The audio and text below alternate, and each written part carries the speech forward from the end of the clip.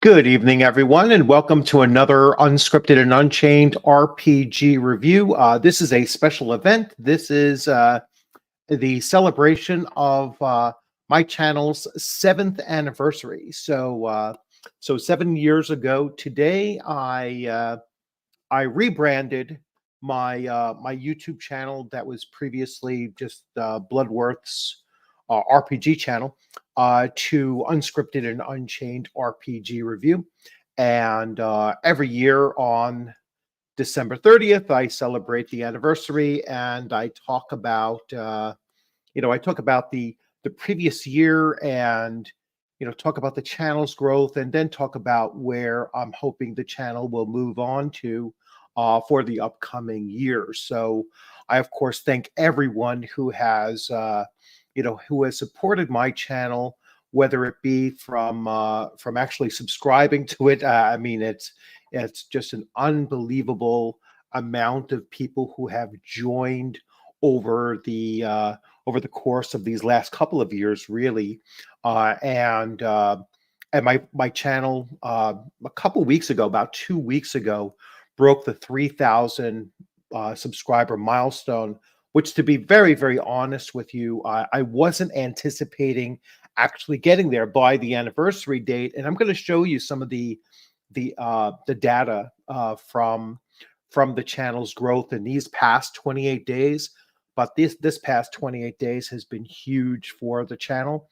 And again, I'm eternally grateful for all of the people that have been coming to the channel, whether you're subscribers or just travelers through. I hope that those that are just passing through pick up on things that they're enjoying and decide to subscribe at that point. And but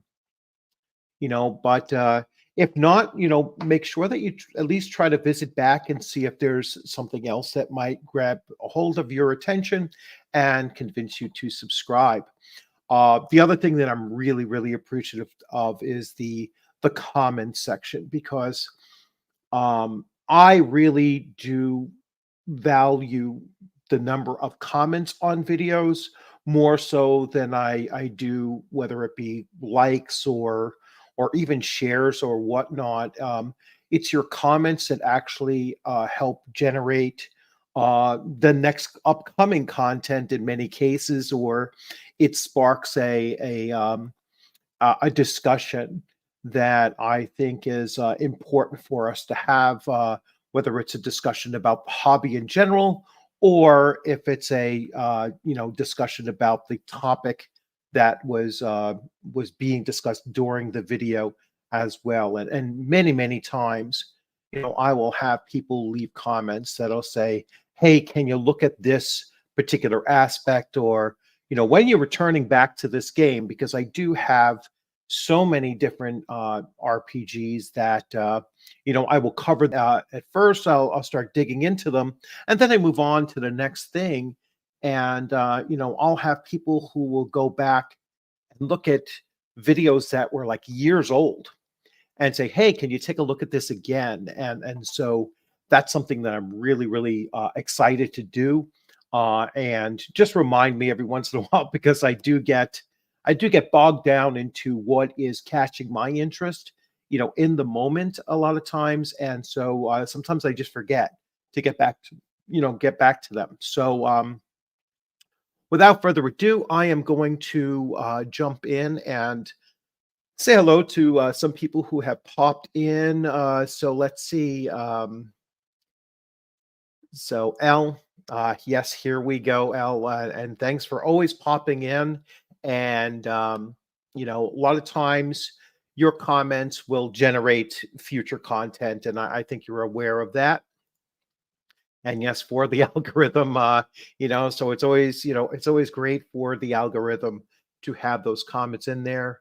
S Panther, welcome and thank you very much.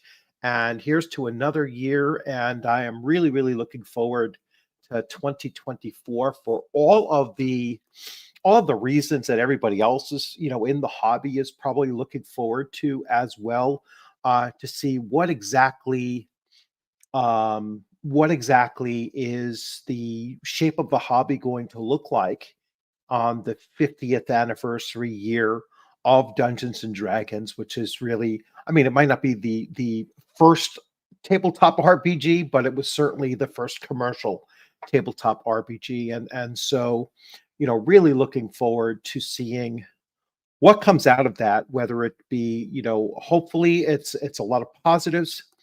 um, I do certainly expect some controversies as well, as is always around any hobby in general, but especially internet hobbies. And yes, El, you can be controversial, it seems. Uh, so I will certainly agree to that as well. Ducato, nice having you in. And again, if anyone wants to jump in and join in the chat, you are certainly welcome to do so. I will be putting up the link for that as well. So let's get to some of the banners. So you've already seen the first banner here, and I put up, this is the welcome celebration. During the course of this, this live stream, I am going to be doing a giveaway. All right. And potentially up to 3 giveaways during this. So I have turned off the monetization. That way, you watching the live stream should have an uninterrupted live stream. And I'm going to be giving away prizes at the various levels of super chats that come in. So the first one is going to be free because that is my thanks to the community for allowing my channel to get to 3,000 subscribers. And so that was something I put out there that, I was going to give a freebie out there. And so I will send that off to whomever wins. And I have the whole thing ready to do a random selection process. And I'll go into more details with that in a few minutes. Then the second and third prizes, that is going to be based on the level of the super chats that come in. I will do a second prize that I will mail out if the super chat level gets to $50, and a third and final one for this particular broadcast if the super chat gets to $100. I've seen this model done by other YouTubers before, and it seems to work out pretty well. If it doesn't go out this month, it will certainly go out. I'll do it again, in the upcoming months, and continue doing that until I give away all of my prizes. And and then once that's completed, then we'll start looking at the remainder of 2024.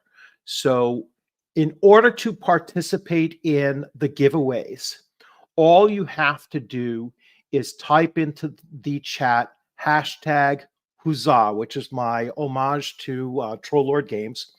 Not that everything I have that I'm giving away is connected to Troll Lord Games, but some of them are. And so I figured that would be a great way to spark off this very first giveaway that I'm doing on the channel. So yeah, if you want to be involved with it, hashtag Huzzah. You can only win once. Make sure you type it exactly this way because that's what it's going to be searching for. So the actual hashtag Huzzah with the exclamation point at the end, and then you will have your name put into the drawing.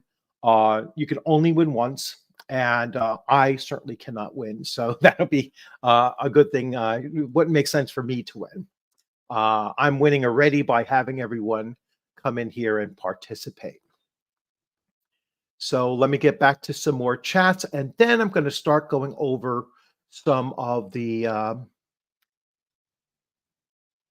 so does not have cats, so his books being given away have not been peed on. No, they haven't been peed on, and I am also in a smoke-free environment, so you don't have to worry about them smelling of smoke. Huzzah. So empty inside, welcome Andrew Breeze, my friend of multiple names, one of my players going on 2+ years. of playing in my Advanced Dungeons and Dragons First Edition campaign, and now playing his Monk 7 in my Castles and Crusades campaign. And so I'm glad to see that you have put your huzzah in there. And when I do the drawings, the first drawing I will do at 9 p.m. So in about 50 minutes, I will do that first drawing, and hopefully we raise some money to cover again the shipping costs, so I can give out even more. Uriah Grant Edwards, good afternoon or evening to you, sir, and thanks for dropping in. And looking forward to having a chat with you as well. And so thank you, S Panther, and good luck to you. Yes, for the channel. And let's see what else we have here. So we need to get an MT, a new microphone. Oh, yeah, if you heard his thing from the last night or the night before, Thursday night. So I don't have one of those to give away. I'm actually looking at a new headset. Pretty much the same one that I have now, just a brand new one, because this one is starting to fall apart. So anyway, let's get some new names in here. So Diana Thomas, welcome, and a new name and face. So please remember to subscribe. I'm really anxious to have some interactions with you as well. And thanks for stopping in. O'Neill, how's it going? Thank you for the anniversary wishes. Terry, good evening. Good to see you again. I've seen you here before, so great to see you here. So let's see. Uriah, your channel is absolute godsend for a DM wanting to move his party towards CNC. Well, I really appreciate that. I really enjoy your concise and clear explanations of systems of the game. I've been binge watching and listening all week. Yeah, I have a lot of Castles and Crusades videos up there. Probably, I know I have more than even Troll Lord Games has. So I think pretty much my channel is probably one of the only ones out there that have 70 plus, about 70 plus videos just on Castles and Crusades. Yep, that's the way to go, Terry. And huzzah back at you. And I will be doing that first drawing at 9 p.m. And then thereafter, hoping to get to the $25 mark on, on the $50 mark to get the second one out there, and third at 100. So we'll see how it goes. If not, I'll push those to the next month or so, and see eventually I'll end up giving away all of my items that I have. Yes, and thank you, Diana. So let me actually show you some of the items that I will be putting up, and then I'm going to get into the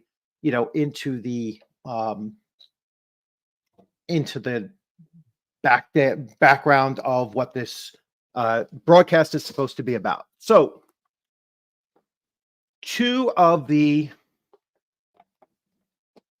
main items that I will be giving away is this is the Castle Keeper's Guide, and I believe this is the 2010 printing.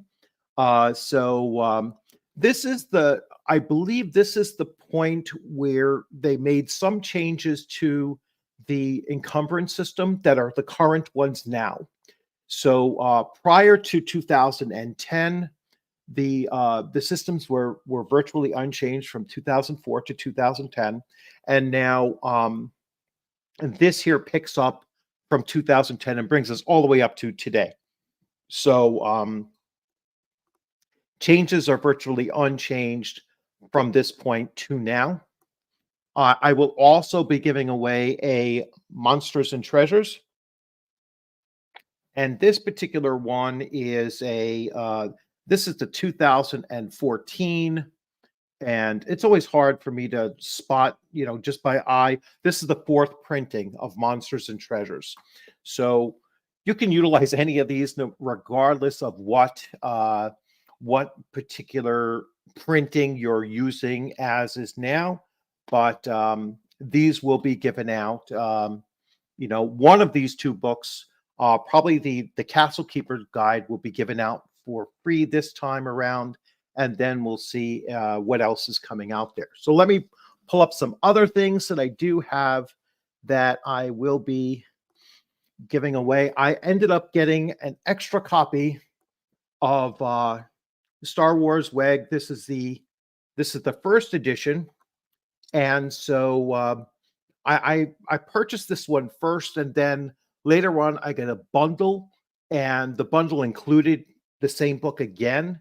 So, but it was just a cheaper way to buy that second bundle to get some of the other books that I wanted in the series. And so I have an extra one of these, and this will be given out at some point as well. Let's see, what else do I have here? I have Zebulon's Guide. So this is Star Frontiers. This is the Wizards of the Coast copy. Of the original. I eventually replaced this with an original, and so this is completely new and unused, and I will be sending that out as well. Pretty much clearing shelf space. The rest of my items that I have at the moment are all Mifrog, right? So many of these I picked up like when this first came out. So this is the fourth edition of Mifrog, and when this came out, I was actually sent like 5 copies of it. And so I was like, well, I don't need 5 copies of this, obviously. So I will be sending that out. I have a copy. I have additional copies of this, might be 3.0. So this is the third edition. I potentially even 3.5. So I have 2 of these. So this was 2019, and this one is 2020. So I would say this is 3.0, and then the other one, the 2020, is 3.5. Then I have the Creatures of Thule 1, 2, and 3. I recently got the hardcover that combined all 3 of those in there. And finally, I have Mifrog the Coming and A Curses and Gifts. So these are all the things that I will be sending out, to prize winners over the course of the next couple of days and months. And so we will continue doing that. And we have our first super chat. So thank you very much. And, I really do appreciate that. And like I said, as soon as we get to that, that $50 mark, I will be giving out two. One is just off the bat, a thanks for everyone for joining in. If you want any of these, make sure that you put in the hashtag Huzzah. That way you are going to be in it to win it. And there you have to participate in the chat. Just type in hashtag Huzzah, !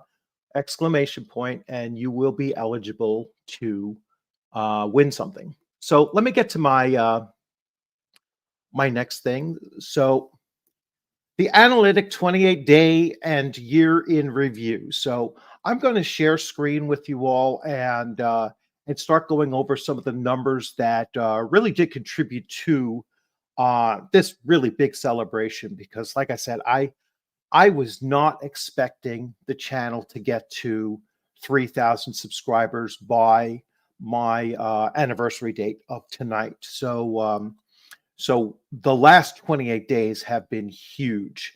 And so let me share that with you. And you can see also If anyone wants to come in the chat, I am going to post that for the first time, and I will get to additional super chats in a moment. So let me put this link in here, and anyone is welcome to join in on that link. And so let me get rid of my banner so that we can share, and I'll go over some numbers, and then I will get back to your super chats. Present. So the first thing I want to do is go to this one, and here we're going to share, and I am going to refresh this right now. And we are currently at 3,040 subscribers. And as you can see, for some reason, they have like the default set at 28-day default. And you can see the channel in every aspect. In views, it is, it is 4,000 more views than usual just this last 28 days. It is 363 more than usual in watch time. That's 364 hours in watch time. Positive 84 subscribers in the last 28 days is a record for this channel. I think the previous growth spurt was in a 28-day span was around 70. And the estimated revenue for the month is certainly the first time that the channel is really making more than it costs. Let's put it that way. Because on my my streaming, my streaming has a cost, and my other items that I do, whether it be Slipstream or I'm sorry, XSplit and my Roll20 all have costs to them as well. So this has been a great month, and so it's been a really incredible experience to watch it all of a sudden just burst. And I'm pretty sure that once you hit some of these milestones, if you have your own channels, once you hit some of these milestones, like the 3,000 mark milestone, you'll see that your algorithm really does change, and you start seeing recommendations for your channel just pop up in a number of places. I mean, even I get recommendations for my own channel. That's how much it has grown in the last couple of weeks. So now I'm going to go to the 365. So in the last 365 days, it's obviously not counting today. So 122,000 views, 15,000 15,000 hours of watch time, positive 635 subscribers, and about $466 in revenue generated just from advertisements. So it's not the kind of thing that is going to make or break you, and so it's it is a passionate thing that I do this for, and it's nice to get that some money's back so that I can reinvest in the channel, usually by buying content to then share with you. But it's really been a great year. 2023 has been a phenomenal year for this channel, and I'm really looking forward to 2024 picking up where it left off.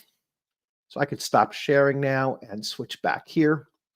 And let's get to some of those super chats as well. So, so Javier, thank you very much. So looking at CNC, it is possible to run high fantasy. Yes, it certainly is. My group only plays 5e, but I'm getting bored with it. Yes, you can play high fantasy in it. There is plenty of magic items. There's lots of magic in it. It's as high fantasy as your setting will allow for. So if you're doing your own setting, then you can certainly set the amount of fantasy that you're looking to do. If you're running it in other settings, such as like I'm running my campaign in Igsburg, which is Gary Gygax's setting that he wrote for Castles and Crusades. I'll actually show it here. So this is my current campaign setting that I'm using. And so Castle Zajic, Igsburg, and it is certainly less of a high fantasy setting than the world of Greyhawk, for example. So it is definitely a lower setting, magic setting. Let's put it that way. It's I haven't run anything at Aired, which is their official setting for Castles and Crusades, but I have a strong belief that it is a higher fantasy than this, for example, and it's probably very equal to, or very, very close to equal to, AD&D First Edition. So I hope that answers your question there. But it is certainly the potential for it to be high fantasy as much as you want. And they've been rolling out things like they just rolled out. They have all new magic items coming out, all new weapons and armor and everything, which is like the player's armory set with even including war mounts and all kinds of stuff. So there will be unique items, both mundane and magic, coming out. In many cases based on races. So you might get magic swords, that orcs generally use, or magic armor that dwarves use, and so on and so forth, as well as other historical cultures around the world, around the real world as well. So you will get Indian Indian weaponry from India. You might get Egyptian weaponry, or Slavic weaponry, and so on. That's obviously medieval weaponry, but you'll get a nice global integration of really cool things that you can put in from their mythologies and their folklore and such as well. So really looking forward to that. They also have what's very similar to the Manual of the Planes, where they're basically doing the heaven and the hell version of what the Manual of the Planes was from AD&D First Edition, and then you're also going to see the ancient Chinese mythos book should be coming hardback soon on their channel. Plus, we're waiting to see what else gets released from the Gary Gygax estate for Troll Lord Games to either republish or possibly even publish for the first time. So really looking forward to that as well.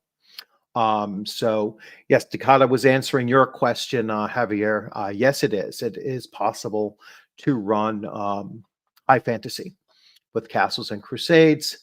The castle give you the options on how to do so. Yeah, and there's plenty out there for it. Let me get caught up here.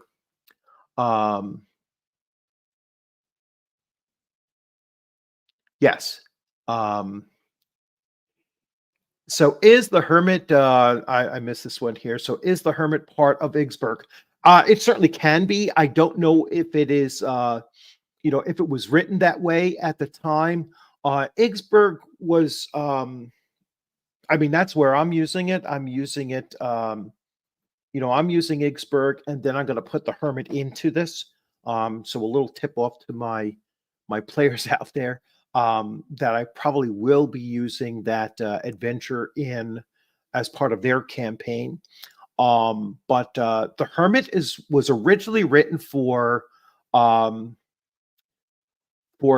Dangerous Journeys, or was it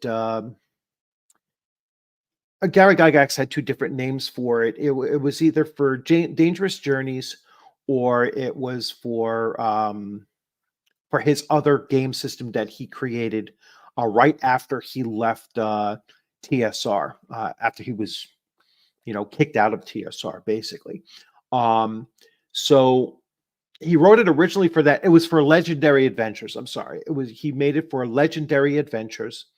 And because of the Kickstarter worked so well, on the Hermit, that it is also going to be written for Shadow Dark. All right. So the Arcane Library and Troll Lord Games came together in really like the last 2 days of the Kickstarter. And it was then announced that at the $90,000 mark, that a version of it for Shadow Dark will be converted. So I was really, really excited to see that as well. And Shadow Dark is going to be one of my go-to rules light games during 2024 and beyond. So let's see. Yes, Staccato. Thank you. Yeah, I always get the two mixed up as well. Whether Legendary Adventures and the other one is Dangerous Journeys. So anyway, so Empty Inside, I never played 5e and I don't regret it. Yeah. It's a, I played it a few times and it was never my cup of tea either. So, and I don't regret having never run it, and I don't regret having given the core rule books that I did have to my niece, who will enjoy them until I give her my copy of Shadow Dark, and hopefully she'll switch over as well. So let's see some other banners that I wanted to throw up here.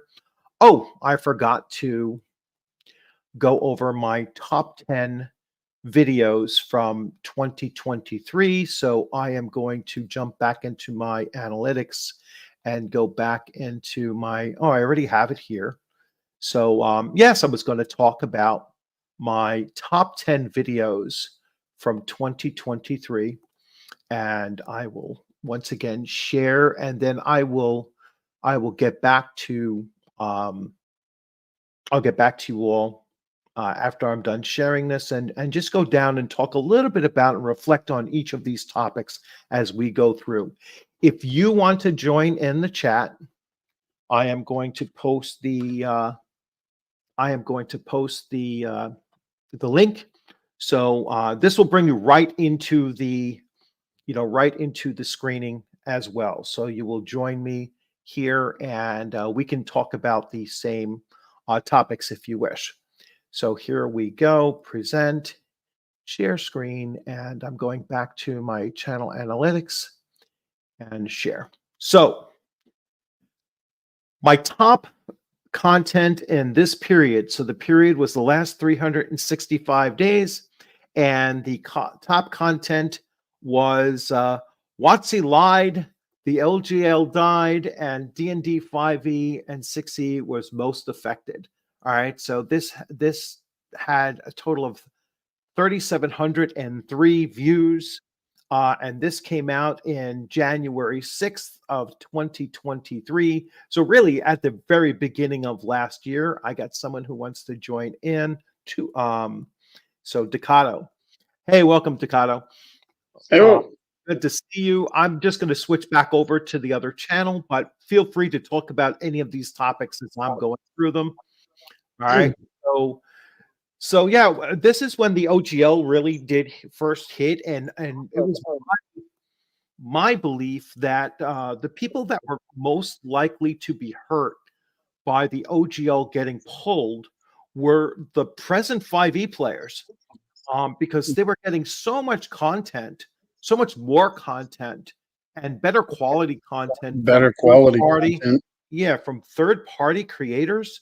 And this was really what I thought of as it was a scorched earth policy that Wizards of the Coast was engaged with, that they were looking to destroy the third party market, because they knew that unless they did so, none of their current player base is going to switch over to their VTT, which, they were putting all of their eggs in that basket, and they really did need something like, a good number of their current players not to just abandon them completely as they were being abandoned. You know what I'm saying? So they Yeah. wanted to try to force them to come over, and I'll let you build off of that, Takato. Yeah, for sure. And I've said all along that if you're gonna play 5e, you should be using primarily third-party content because it's by far way better. When I was running 5e, most of the stuff I used was all third party. There's a lot of good companies out there that make it, and they're doing a way better job than Wizards of the Coast. Right. So my next video was actually just a couple of days ago, 7 days ago. So last week, why you should never take DM advice from Wizards of the Coast. And this one picked up 2381.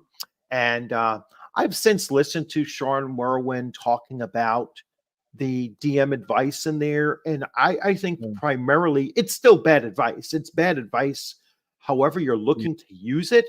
But they should have made it much, much more clear that this was being written for, young kids to follow. But even more so, I would have launched the module with a disclaimer that we are not using all the rules of the game, and these are less than even the basic rules of the game. That this is just to get you accustomed to running a game session, but be aware that there's a lot more that you're eventually going to have to add into your repertoire as a game master before you're truly running the game as it's designed. If they came out like with something like that, but I know most of the excuses that were coming out, and I'll let you chime in, Takato. I know most of the excuses that come out were just not making sense. They weren't matching up with my own experience. But go ahead, Takato. Yeah, no, I think you're right. Like if they had been clear like with their intent on that product, it would have been like, oh, okay, that's fine. It's for young gamers, just breaking them into the hobby and getting them started. Sure, but that wasn't really how it was presented very well anyway. Yeah. And they really did hide the product too. Yeah. Well, they don't do it like they have that product that's on drive through or DMs. It's like this really great thing about like the nine hells and everybody's like raving about it. And that's what Wizards of the Coast thing was for a charity. They did nothing to promote that. Like it's a better book than the Descent to Avernus book is. Like Right. But they didn't do anything like I don't know, like they're their own worst enemies, in my opinion. Yes.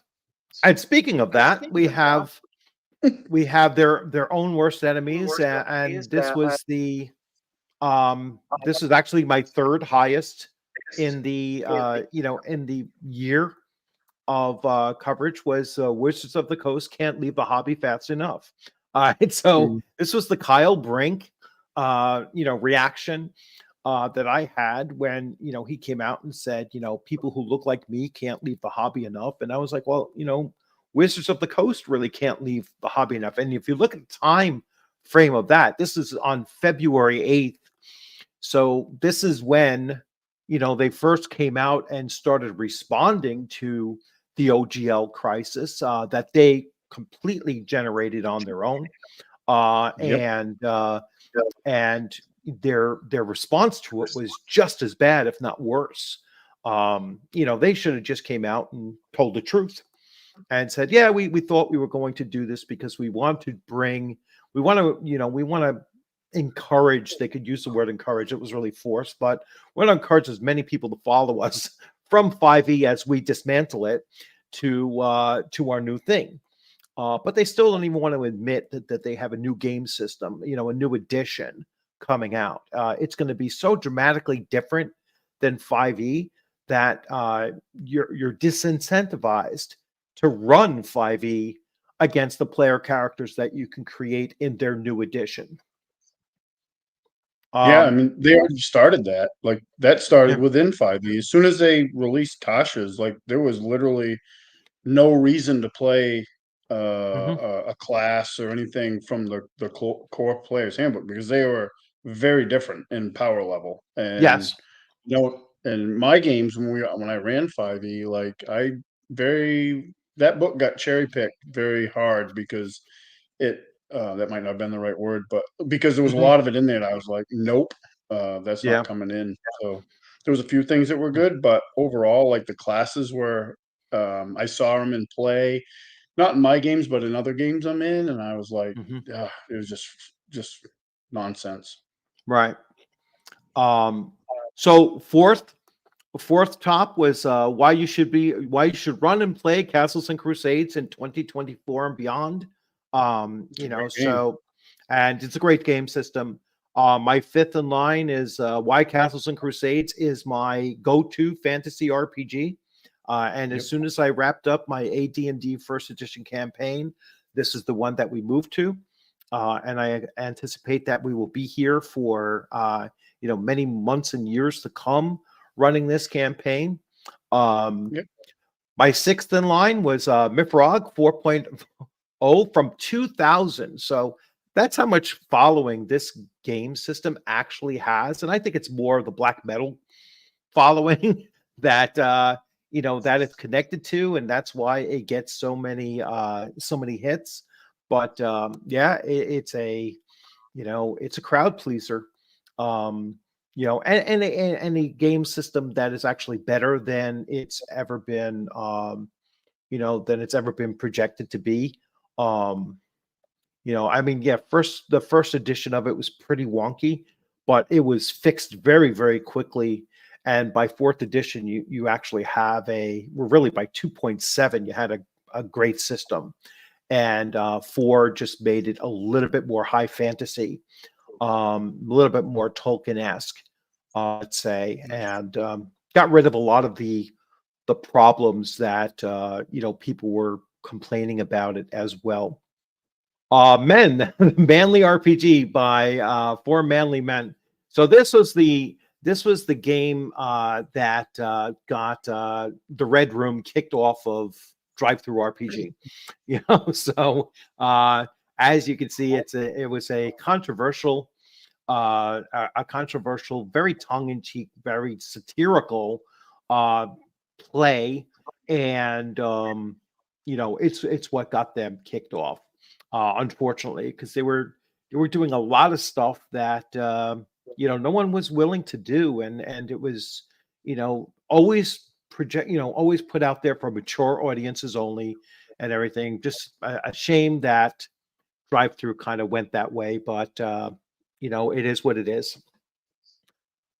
Next up is why you should be playing D&D Beckme. All right, revisited and edited by Frank Mentzner, and as you can see, still within this past year, another 3-year-old video that's still getting a lot of traffic.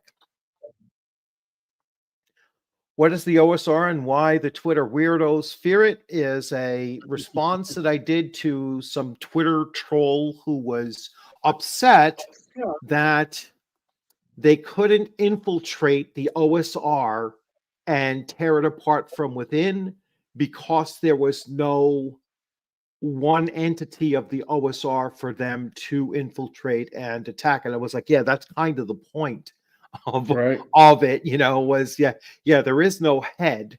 And so as much as you like to label certain individuals as being, oh, well, this person is the head of the OSR. I know, like Eric Tenkar was just declared the head of the OSR like a week ago. I've been called the head of the OSR, like a year ago. It was like, oh, well, you're the head of the OSR. I was like, I am absolutely not the head of anything, except for my own channel. That's it. Yeah. And to round out the top 10 was the wussification of D&D and when and how did this occur? And it was kind of my breakdown of just really doing like a retrospective of the history of D&D and seeing how the game system itself started to get watered down and go into superhero mode and go into the mode where players really can't fail, and we keep on seeing that reoccur over and over again, which goes to show you why why I jumped to that DM advice in the more recent article or the most recent starter adventure, and it's really just a continuation of that wussification that I see. So Big time. yeah. So there are the top 10 videos of the year for my channel. And it's been a lot of fun actually. Let me clear that banner out there. So it's been a lot of fun actually covering those things, and I will get caught up with the chats again.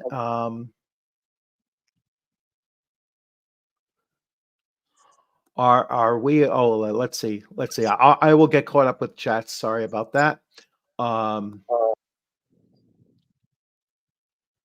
Nothing we could do to save TSR back in the 90s. It was too corrupt. Yeah, it was too destroyed by Lorraine Williams. Basically, I mean, she completely destroyed it. He did not give clear instructions on how to play. He said Sean lied. He claimed no starter adventure ever gave clear instructions on how to play. That's not even true.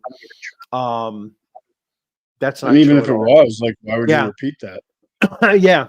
But, like, let's just keep doing a bad idea over and over again. Yeah. Yeah, they did it. Well, he did. Yeah. The other guy did a video not too long ago about all the language changes they did to the core book, and it was. Oh yes. Whoa. Yeah. Okay.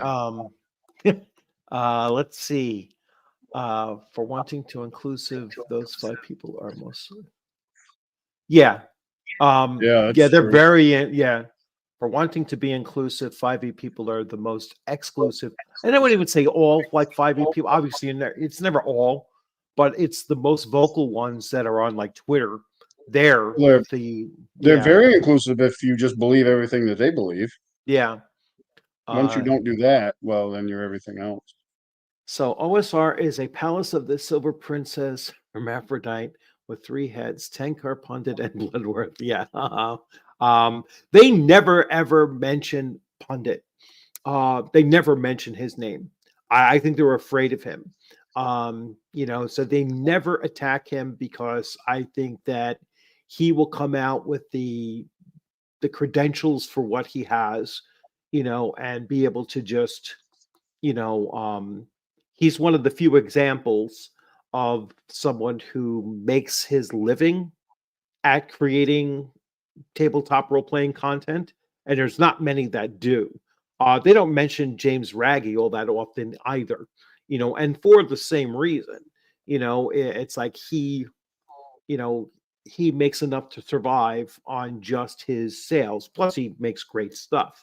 What I'm saying? It's like, so certain people they don't attack, and really, I mean, they had a hissy fit over Tenkar when Tenkar actually had Kelsey Dion on his show, and they were really, really upset with, the fact that I guess her being on his show legitimized him. Even though he's had many, many connections to others as well. I mean, he's had the Luke Gygaxes and other big, developers and such on his channel. So it is what it is, right? It's these are people that are crying that their beloved game system is really getting destroyed from its own. It's getting destroyed from within. Poor management. Yeah, Yeah, just bad.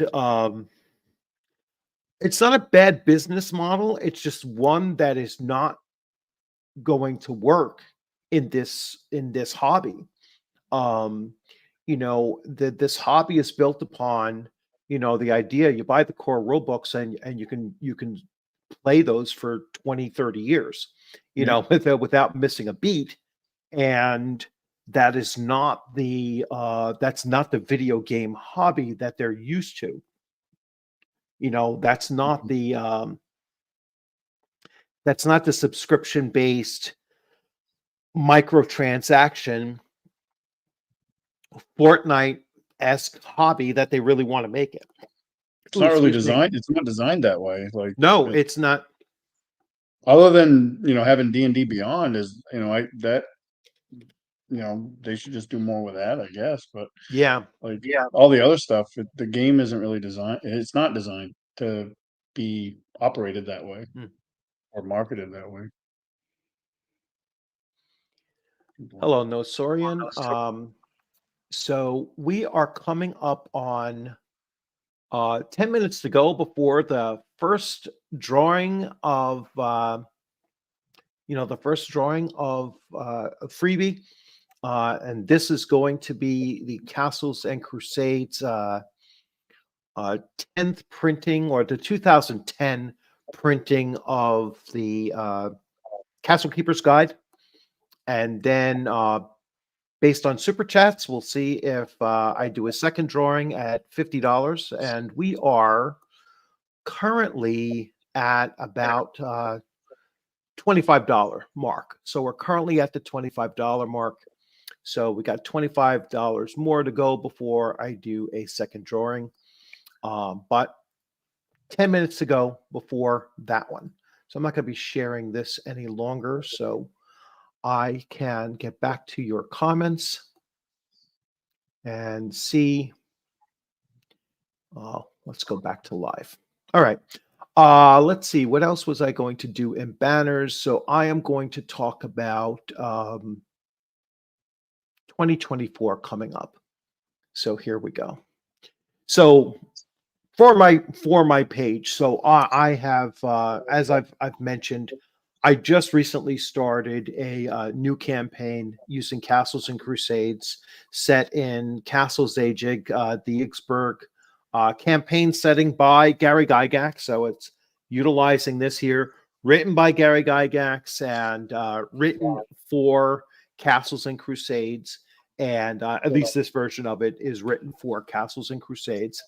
And, really stoked about launching this new campaign.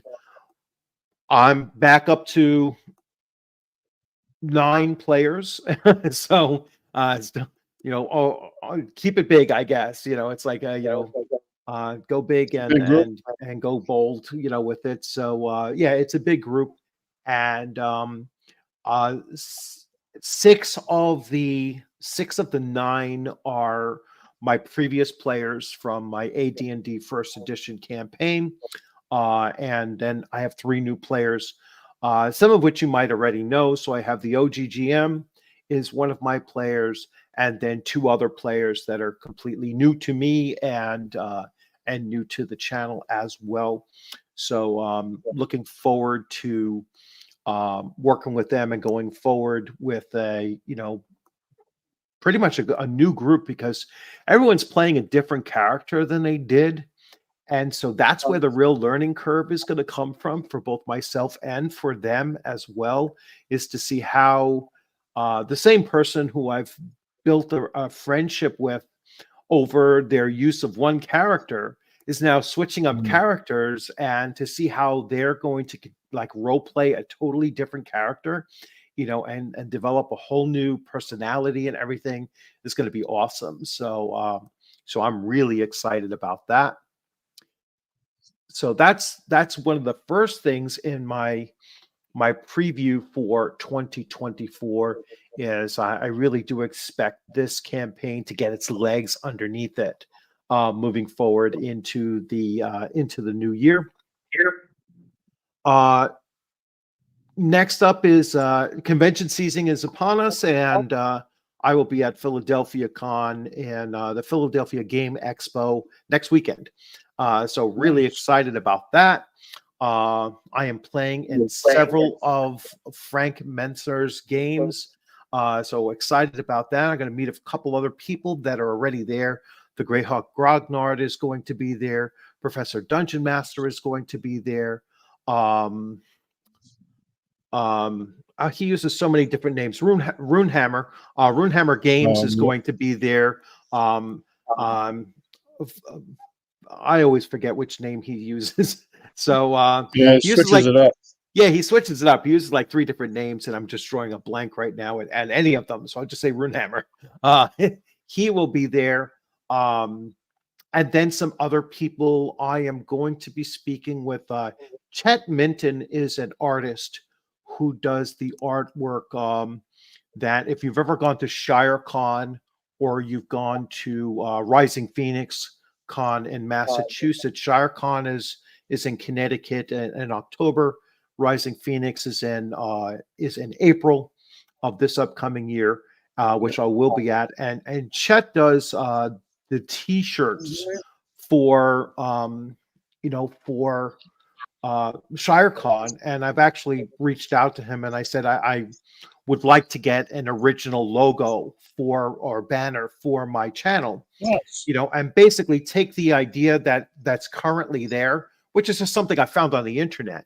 So I want a series of players sitting at a table and playing a game, but I want them to reflect characters that are from my AD&D campaign or a mixture of different types of characters around that same table, and maybe some sitting and some standing behind them and whatnot, and just something totally original, a commissioned art piece that I can then use and stop using the current one that I do have, even though I have T-shirts made for it. I will certainly switch it up for a new one. So that's something I'm going to be working on, is some additional branding of the channel for year number 7. So get through year number 7, 2024, and move forward with that as well. So the code to get in, I will put this banner up there. If you want to participate in the code, in the first drawing, this is the code that you need to type in. So all you have to do is type in #Huzzah with the exclamation point. So just as you see it there, type that in, and you will have a chance to win in our first drawing. And our first drawing is going to be in just under 2 minutes. So, and that'll take a couple minutes to figure it out. See how it works. Hopefully it works out fine. Let's see. Let's say, oh, wait, hold on a second. Ooh, I need that book. I heard some awesome CNC game that could benefit from my twisted sense of humor. I'm not sure which book you're talking about. Yes, Tankara does work with Fraud God Games. He does Swords and Wizardry Light. So he has actually created Swords and Wizardry Light. And he is a great DM. I've played at his table, and he puts out some of the best player handouts during a game that that he's created. Hands out to players. It's awesome. So let's see. Bloodworthy's Family Guy playing D&D. I was always called that. My students used to call me Peter Griffith all the time. They I absolutely look like him. So he was his Cogmire. Shadow is Brian, and MT is Stewie. yeah. That's I was always called Peter Griffith by my students, and not always in a positive way, such as middle school. Such as middle school. Yeah.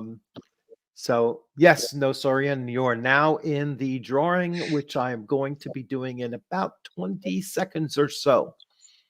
All right, and we'll see. So everyone, if you have not done the hashtag Huzzah yet, please consider doing so to be in that first drawing, and then we will run for at least another half an hour to see if we can get to the $50 mark. All right, so let me actually share the screen. So everyone, last call for the first drawing. All you have to do is type in hashtag Huzzah, and you will potentially be the winner. So I am going to share, and so I am getting ready to click on start collecting the comments, and then we should see a little countdown, and we will see you can only win once. So if there is a second drawing and you've won the first time, you will be excluded.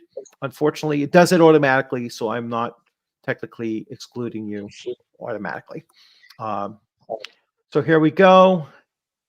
And there are 7 people, so there's a 1 in 7 chance of those of you that are in, and I am going to do the drawing. And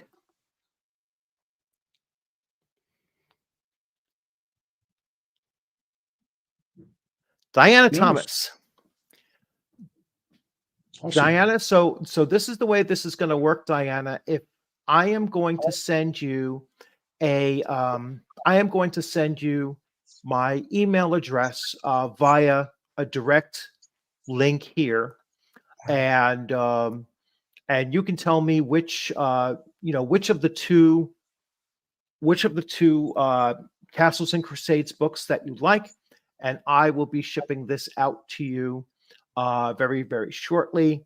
Probably right after the holiday, obviously, but probably sometime this week. So I am going. So in the email, just send me your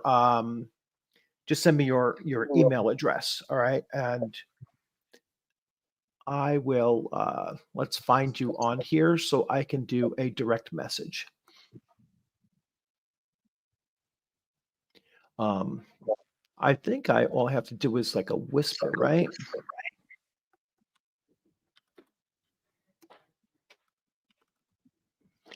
I think that's the way this is done.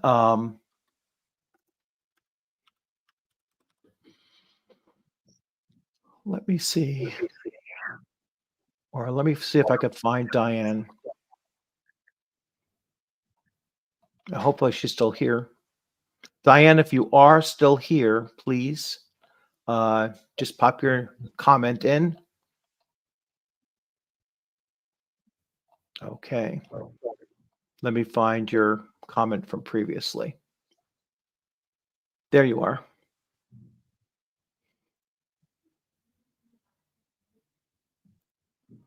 How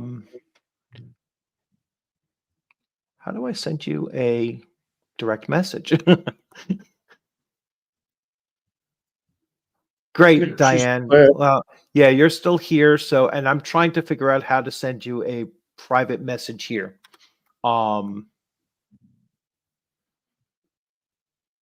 Private chat. Let's see. Chat with anyone in the studio. Oh, there we go. So Diane Thomas.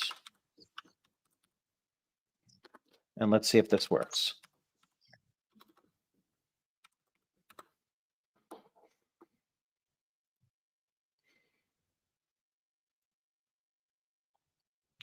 Let me know if you got that, Diane.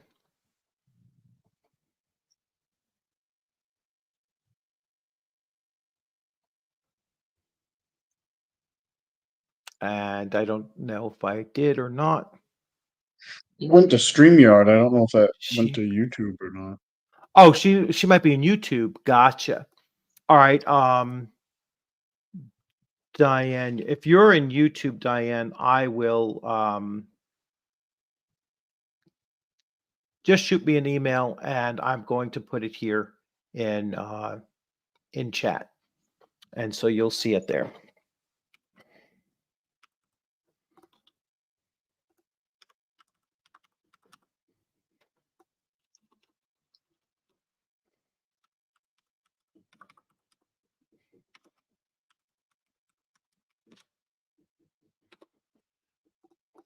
So Diane, just go to that email address and shoot me an email with your address, and tell me which of the two books that you would prefer. It's either going to be the Monsters and Treasures, or the Castle Keeper's Guide for Castles and Crusades. Sorry about that. So there we go. All right, and yes, congratulations, Diana. Um, Glad that you won that. And if you have any problems getting through the email, which you shouldn't, but if you do, just let me know.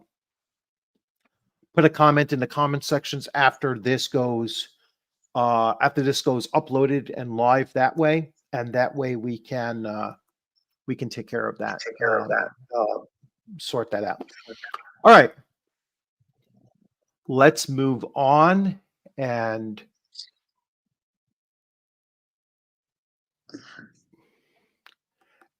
we have another 25. So I'm pretty sure we hit 50. Yes, that puts us up to 50. And thank you again, Uriah Grant. I mean, you really want to spread the wealth out here. So I will be doing a second drawing at least coming up near the end of this stream.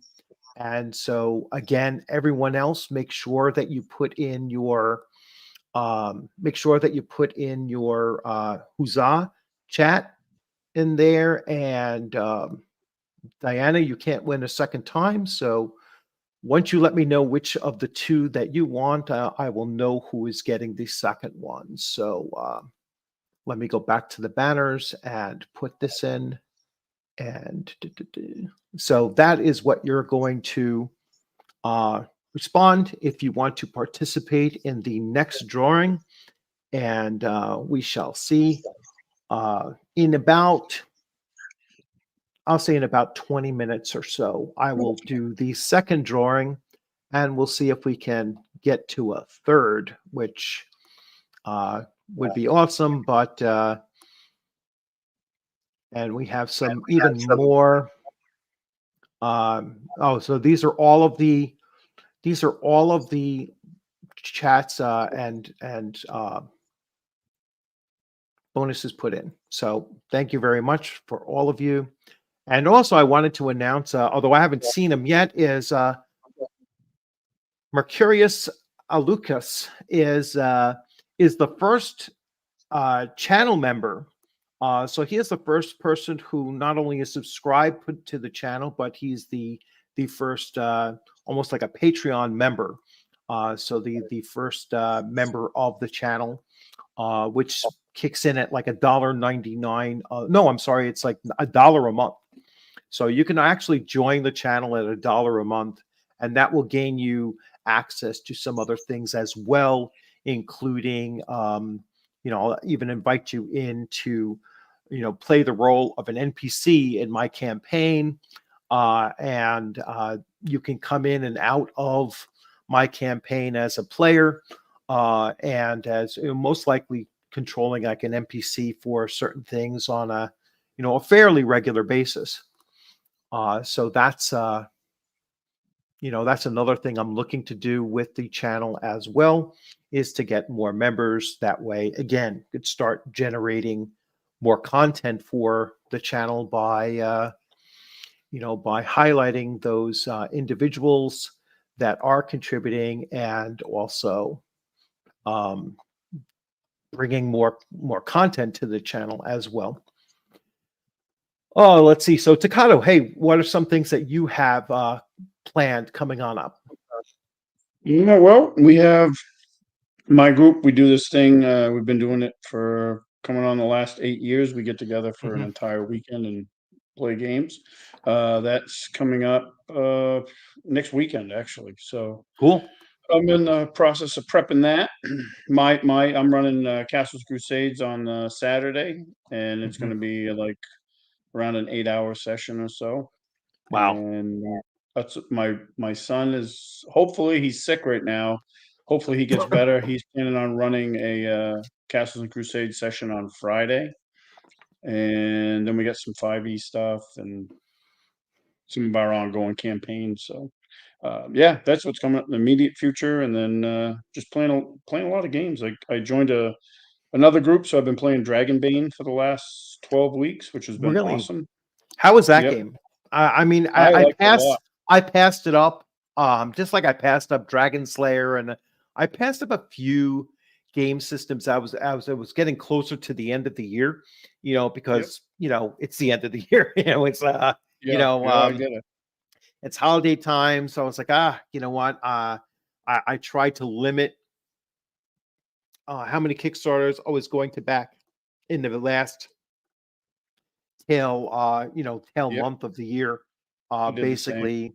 Although I did pick up one, which I'm glad he made it. I picked up it's a card game, and it's not something I normally would back, but but this is Victor Corso, and he runs he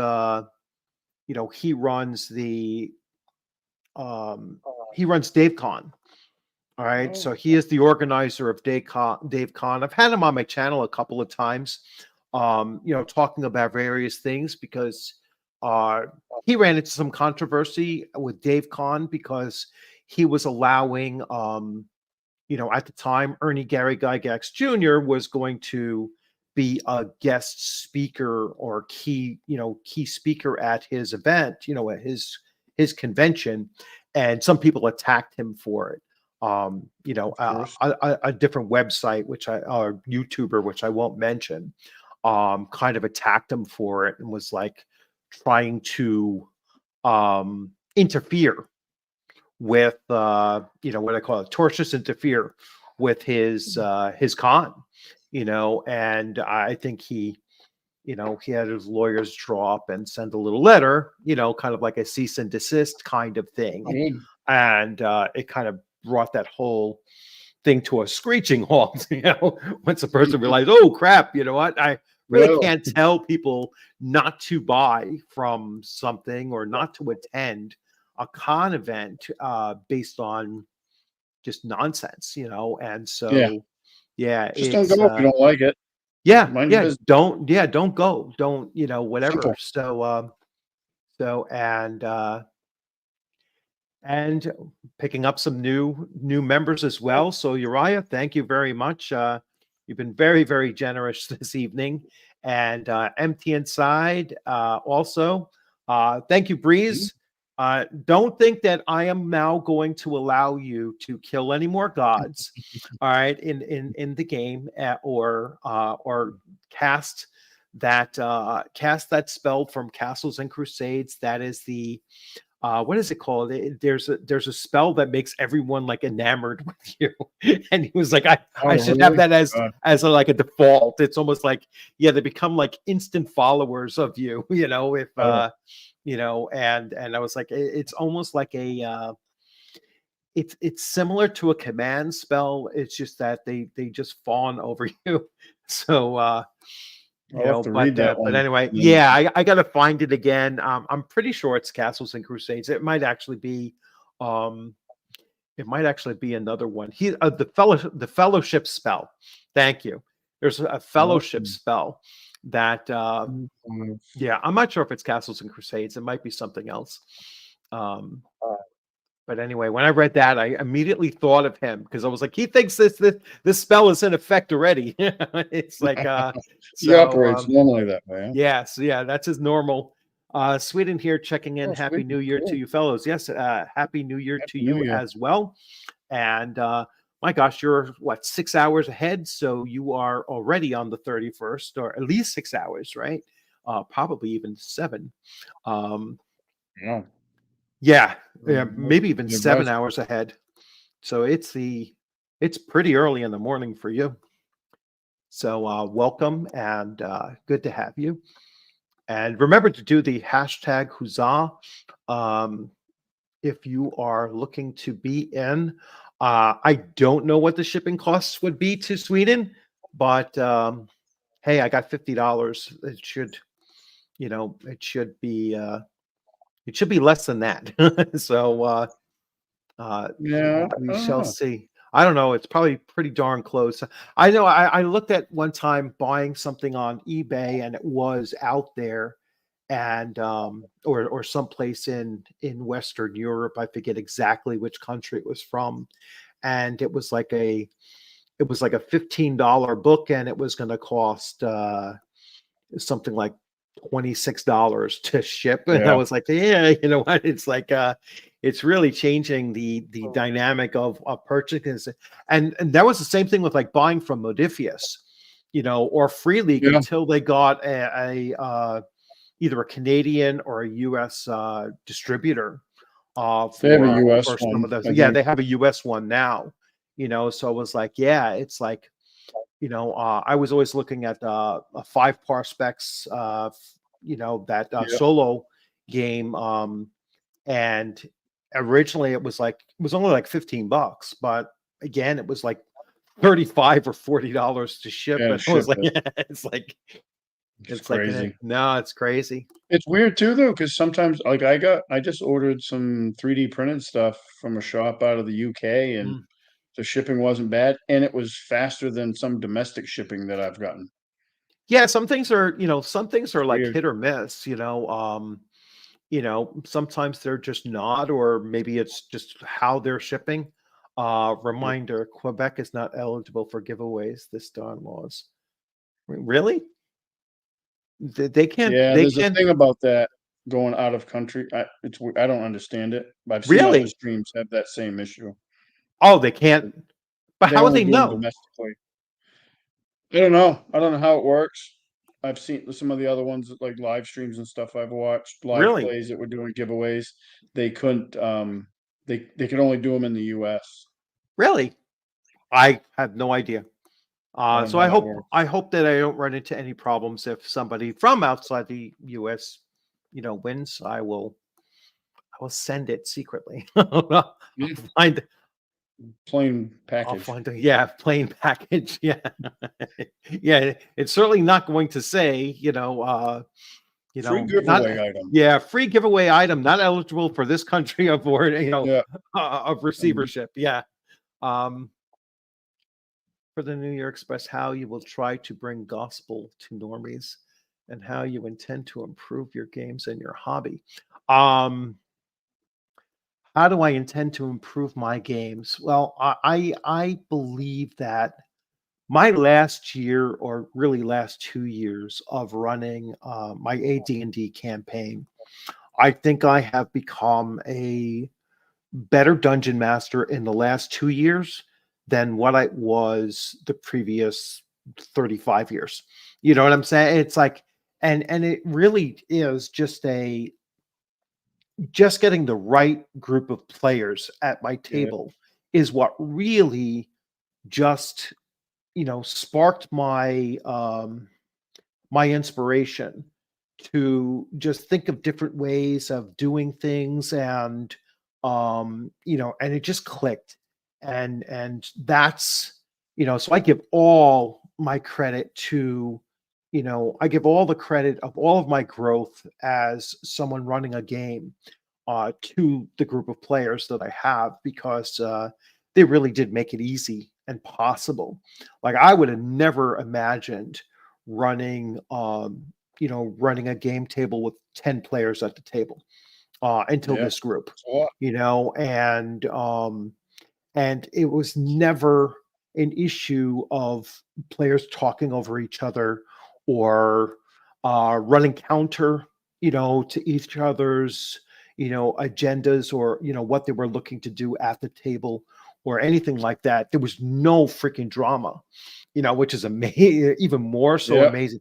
No drama at the table, I should say. There was a little tiny bit of drama here and there on Discord, but never at the table and never during game time. And so again, it's just something that was a phenomenal experience. And so to that, um, improving my games is to keep on hopefully getting the highest caliber of players as Yep. possible. And that does require, I'm going to say something that, some people might find controversial, but I don't think it is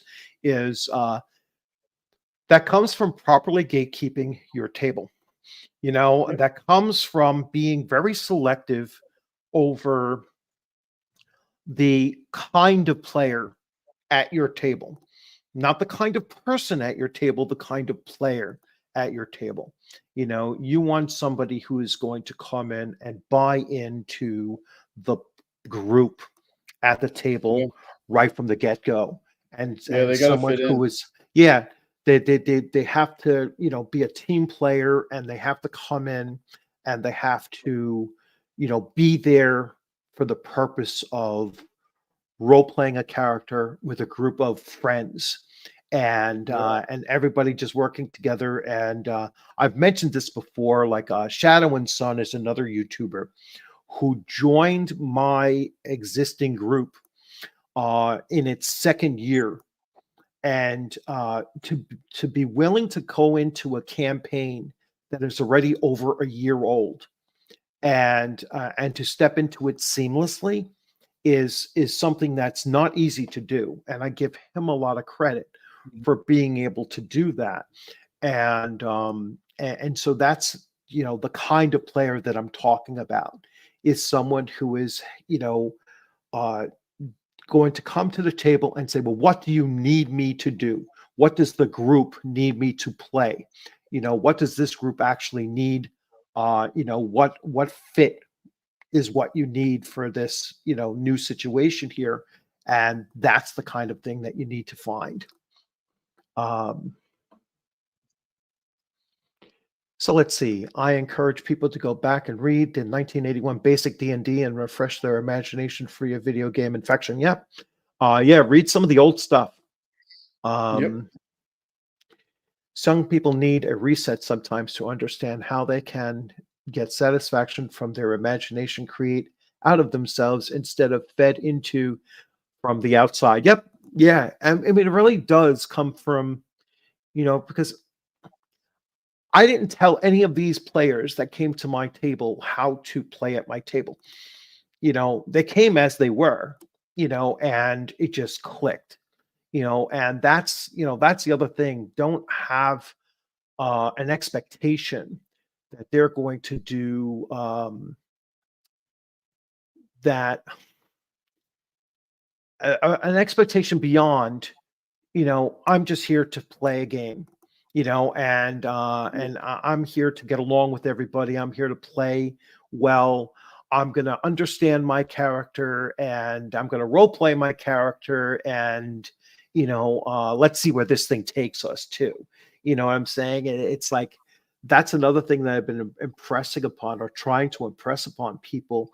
When I say a campaign is something that evolves, it's not something you plan on. It Yeah. just happens. And that's the best kind of campaign to be involved with, is one that just Yeah. kind of happens. you They know take a uh their own once you get them rolling and you have the right yeah. people.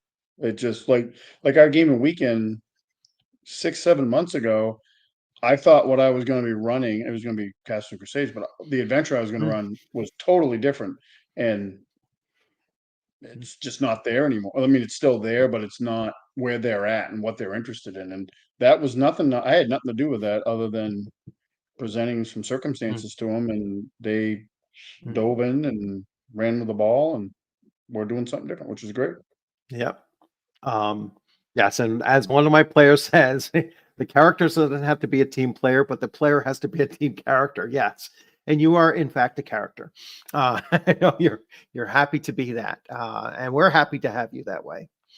So let's see. That is what role playing is. It is what it teaches people. It makes their imagination concrete. Yep, and people do not really know how they can steer their mind and have their vivid imagination, but when you start doing it, you can daydream and create really neat stuff that you never knew you had before, or thought you had before. Yep.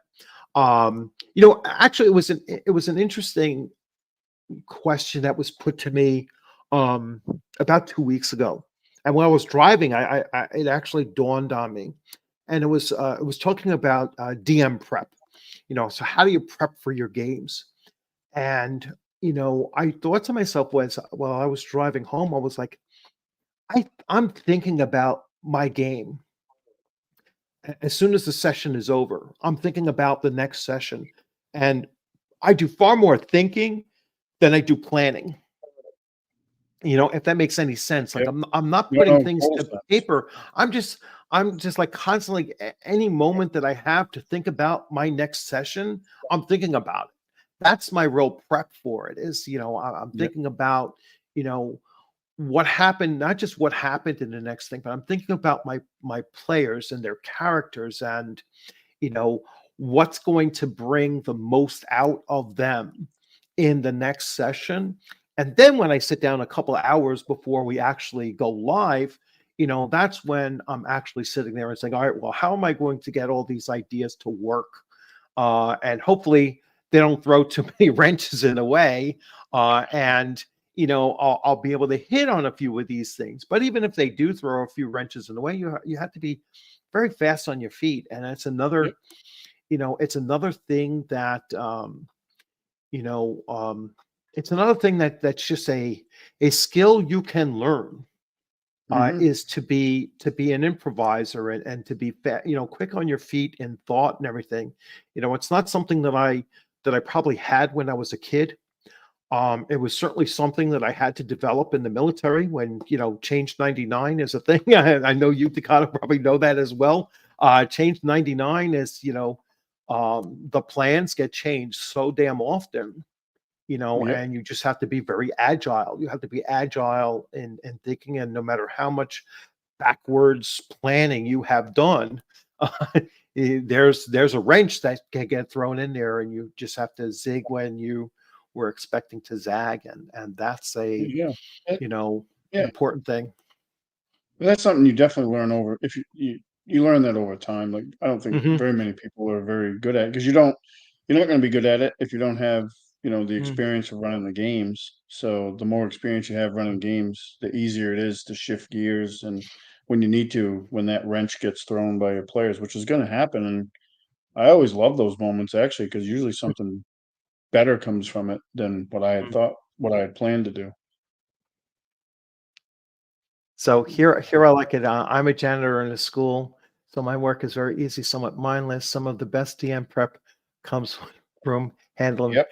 I'm going to tell you because I'm a retired school teacher, and so this years and years ago, um, there was this student, and I'm going to forget his name, but he was a very heavy set student, and he had a he had a uh, was it a Christopher Duncan jersey on, you know, so he's going down the hallway, and he gets into an argument. He's cursing or saying something or whatever, and the custodian down at the end of the hallway, you know, yells at him about the cursing and everything. He told him, hey, watch your mouth or something like that. And so the kid curses him out. And then he turns around and he looks to go run away. And like I said, he's wearing a Chris Duncan, NBA jersey. And so the custodian down at the end, he yells back at him and he says, "Hey, you spelled Duncan wrong." He says, "That's not the way Dunkin' Donuts spells it." And he was like, making fun of him at the, at the his size and everything like that. And the kid got so pissed off, but he knew that there was nothing he could do about it because, if anybody has a strong union, uh, the uh, the custodians have one of the strongest unions in the city of New York as far as that kind of thing is concerned. And so this guy was completely protected, even though he basically called the kid fat. It's wearing a Dunkin' Donuts jersey. But yeah, oh, it was hilarious. It was absolutely one of my most memorable moments That's from awesome. my 26 and a half years in the school system. So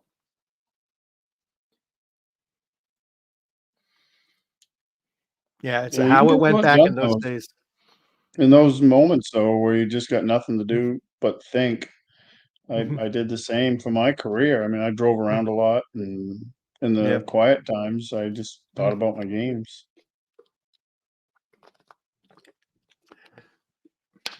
So we are at the 9:30 mark, and I'm going to do the next drawing.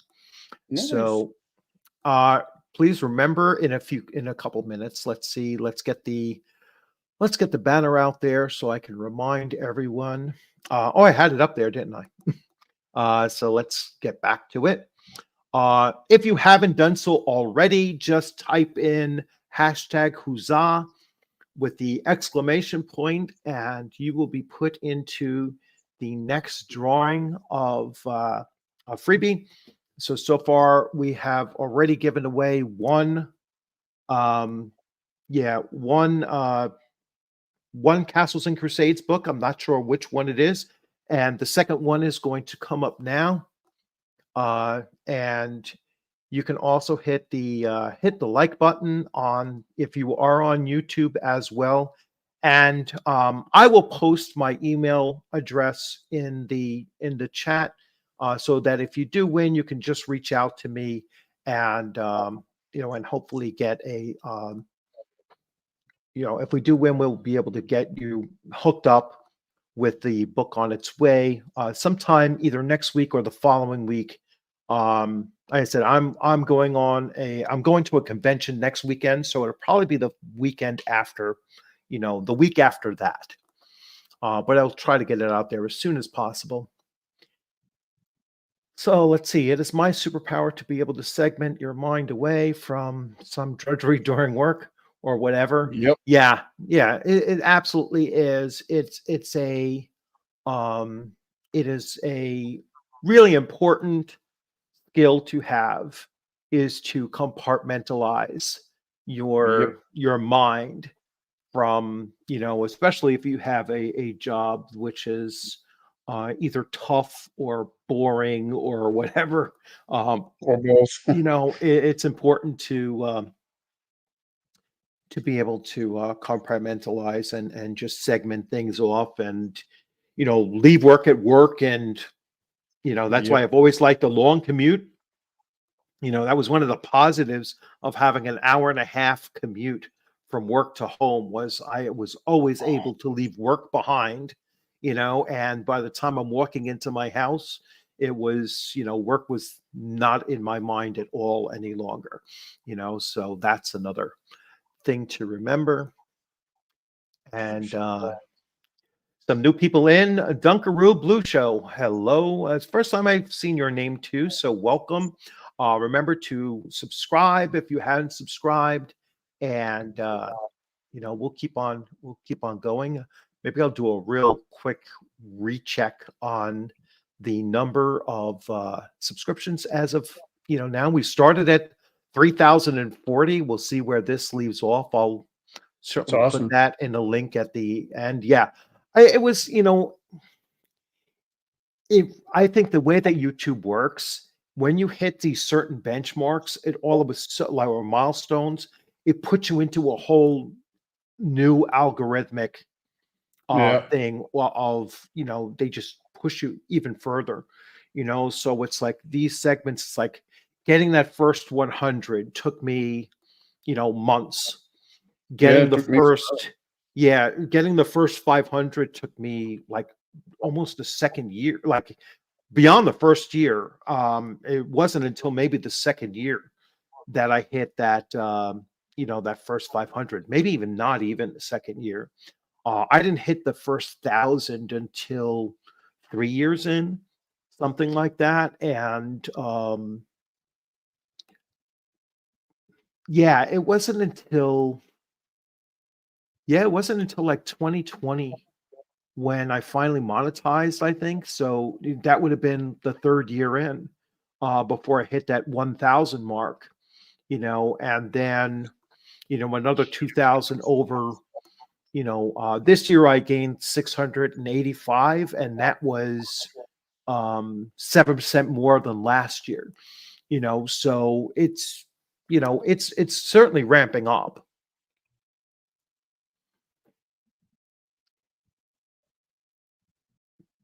Yes. All right. So let's do that next drawing. The Wild Wild West of social media is over. Under control, sad but true. Yeah.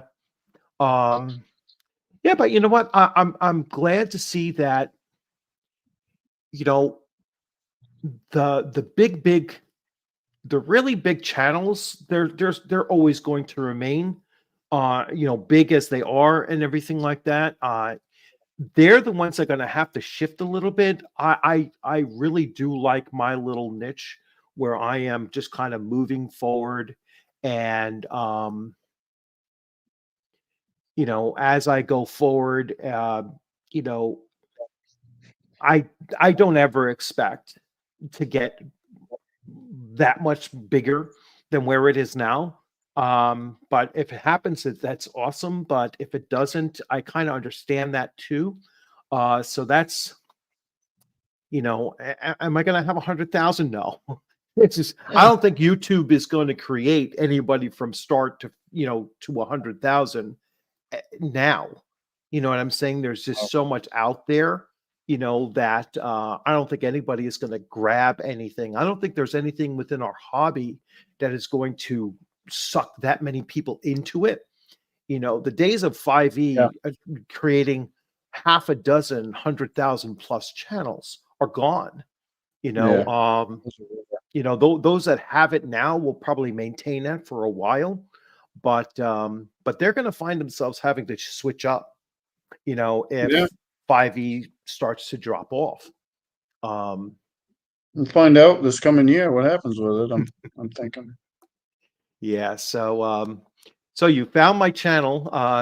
So I found you when I was searching for actual plays of Mithra, and those are some of my earliest. Actually, that was my very first video. Was an actual play of Mithra, and it was probably my worst video ever. And it was like just the two of us, and everything was just so simple. Two or three of us actually, and but like I said, I mean that game just brought so many people to my channel anyway, and it still does. So that's pretty surprising. I have to write some more adventures for that because it is still very popular. All right, let's get to the drawing. So I am going to switch, and I think I have to present, share screen, and we are doing the second drawing of the night. And let's see, let's go back. And oh crap, I disengaged it. Let's do this. And best match is going to be hashtag. I hope I didn't screw it up. And question mark.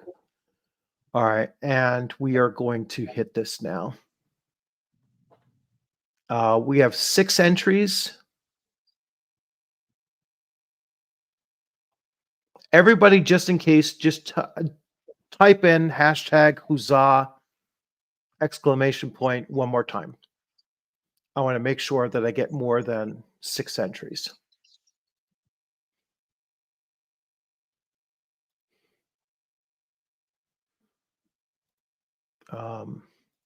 I don't know why it keeps on doing this. I hope it's all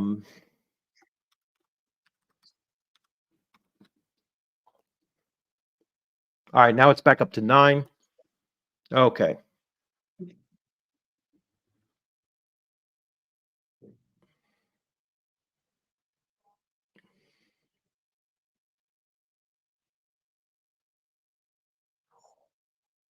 And I'm going to do one more refresh of it and see if we can. And then we're going to run it.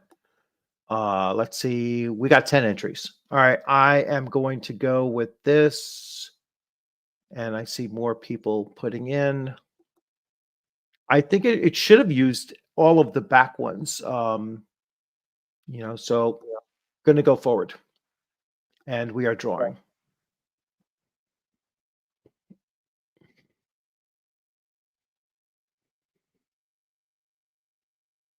Takano, look at that. All right. So you are going to get the second book of the Castles and Crusades.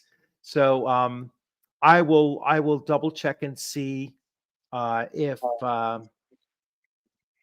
I will double check and see which one Diana wanted, and I can check. I can check that now. I just want to make sure I want to stop sharing. All right, so I am not sharing any longer. All right, let's see.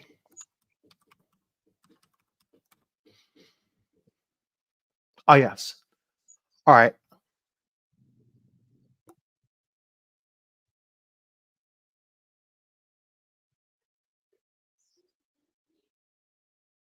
Cool. All right, Diana, I got your information, and let's see. You. So she wants the Castle Keeper's Guide. So you are going to get the Monsters and Treasures, Excellent. sixth edition. All right. So Well, all right, we are all set with that. So cool. So you could do the same thing, Ducato. You could just shoot me an email and give me your info. And again, I'll be sending that out in a week and a half I'll do or so. that. All Sure. right. And yes, Diana, and you will enjoy it. I mean, the Castle Keeper's Guide is really cool. It's a great book. Yeah, a great book. Very, very useful. Really good book. That along with the that along with the Monsters and Treasures and the Player's Handbook. If you have the Player's Handbook, which you can get the free PDF of that always. You can always get a free PDF of that from Troll Lord Games, and they you'll have everything that you'll need to run a game. It's one of the it's one of the least demanding game systems out there. You could literally run it with just 2 books, and you can play it with just 1. So so it is one of the least demanding out there. Short of some of like the fully self-contained OSR, soft cover books out there, but almost all of those are rules light anyway. Although Shadow Dark is all in one thing, and you can run and play right from one book as well. Yep. So It's a nice book. all right, so let's see. It chirps me up to hear add-ons to this channel, getting comfy gifts. Yes, no, it really is. It really is. A great pleasure to celebrate with the people that really did, the most to really bring this channel alive is the fact that you've just been coming in and subbing and commenting for the most part. I see a lot of people, they'll talk, oh, I've made 10,000 videos, and nobody comments on any of their videos. I was like, your videos have no impact whatsoever. Just having a sheer number of videos out there, it's like if there's no engagement in them, they're useless. It's like the same thing. Even on my channel, I don't have that many subs at all, but like there's people that have thousands of subs, and I'll post my game review, session review, and I get more comments on my videos than they are on theirs. Yeah. It's like I value comments more so than anything because, like I said earlier on, comments is what drives my channel forward, because then it'll be like, hey, you know what? I'll check out this game, or I'll have people that'll reach out to me and say, hey, will you review this? I'll send you a PDF, and great. Yeah, I'll take a look at it. And if it's, if it's something that I'm certainly going to back, then, I'll make a series of videos on it. I mean, that was that tabletop VTT, I saw when they were talking about it, I was like, hey, I'd like to be on the alpha. I'm a channel. I will, certainly take a look at it. And if you want, I'd like to interview you, because I've never had anybody that's developing a virtual tabletop on my channel. And that really generated a lot of, a lot of views, and just a Yeah. different aspect of the hobby that I've never done before. So really excited about that. Also talking about future things coming up, since we were talking about that. Um, so let's see. So I've spoken to via email Stephen Chenault. So he is going to come back on the channel, and he is going to talk about some of the future things. Hopefully, he'll be talking about some of the future things that are going to come out of the Gary Gygax estate. That Troll Lord Games is going to be able to either republish or publish for the first time. So really looking forward to that. Um, I've also talked to the organizer of ShireCon. So I've had Victor Dorso, who organized DaveCon, on the channel. But I'm going to have the organizer for ShireCon on the channel as well. And I want to get more organizers of these small and mid-sized conventions on the channel as well, so that they can talk about, the conventions. Now, most of these conventions are going to be East Coast, and Northeast coast specific conventions. So I'm talking about, New York, Connecticut, Massachusetts, or whatever.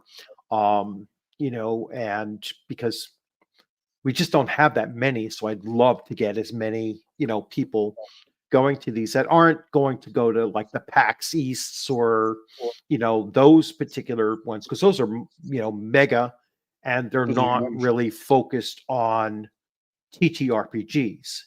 They're more board game, card game, and TTRPGs and video game. They got a little bit of everything.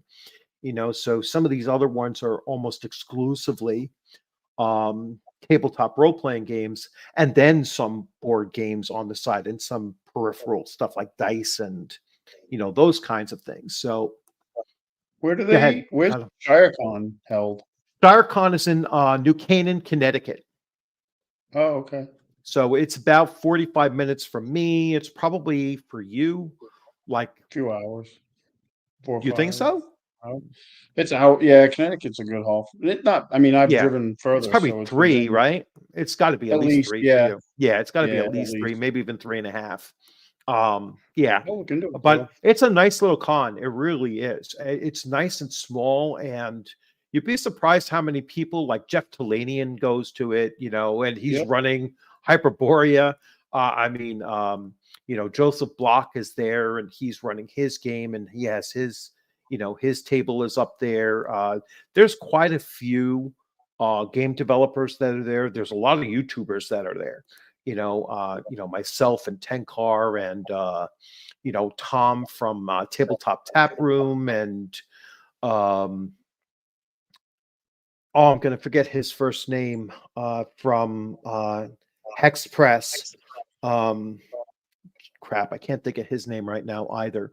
And Joseph Block is also, the Greyhawk Ragnard. So, Yeah. he has a great channel. So a lot of people that are, developers and YouTubers and such go to that con as well. It's nice. It's like 100 people, 40 some odd game sessions going on, Nice.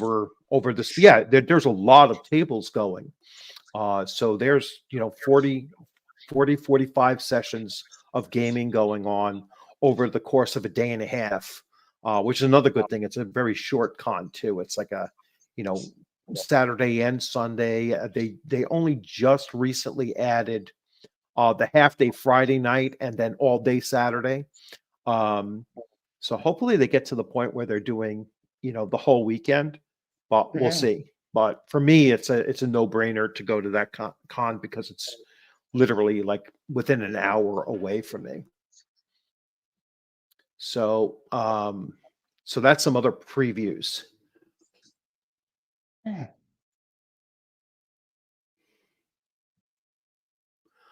Let's see.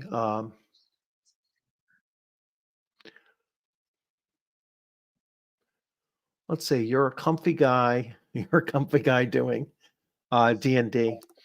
There's always going to be an audience. Yeah, it's just I know that that must be an expression there, a comfy guy. It's like I always think, bring out the comfy chair. It's like um,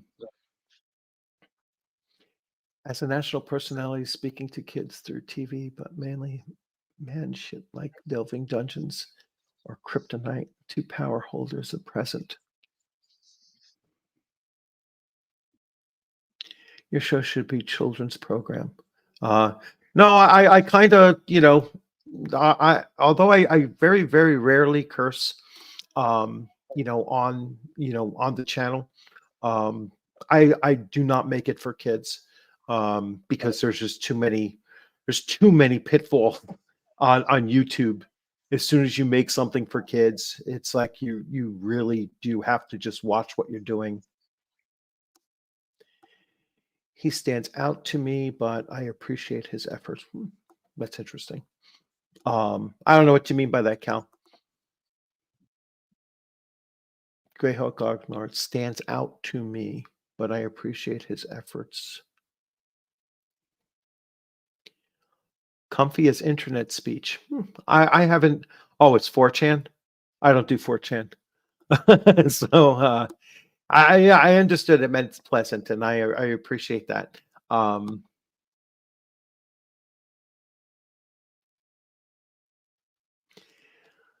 It should be what young people looking to go into gaming. I will accept that. Even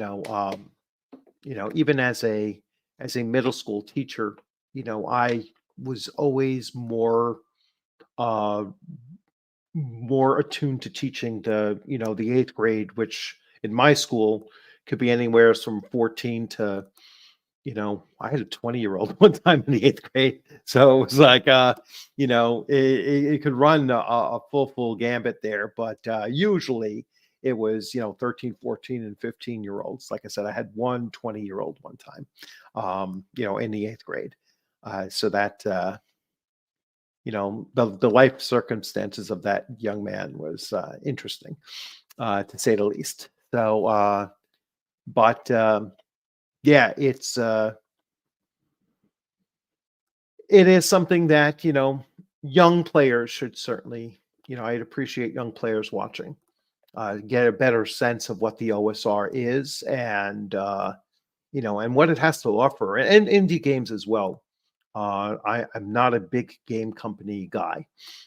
So whether it's Paizo or Wizards of the Coast or whatever, you're going to see more covered from, on my channel, from a variety of different games. I probably the last time I did like a tabulation of like my last 50 videos, I was like there were like 17 different games in 50 videos that I covered. So that's something that I really do like to do for my channel, is to give you that variety.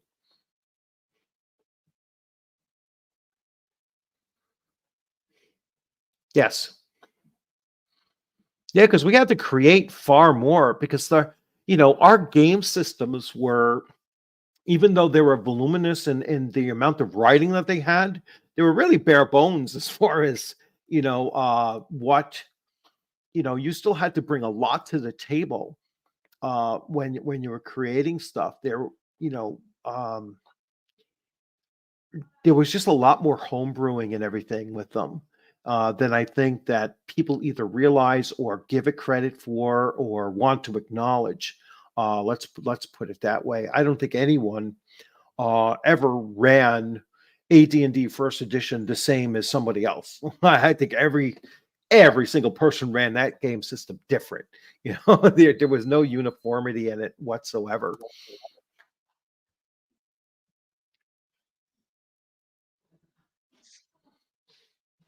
Yeah, I do all my, almost all of my gaming now is still online.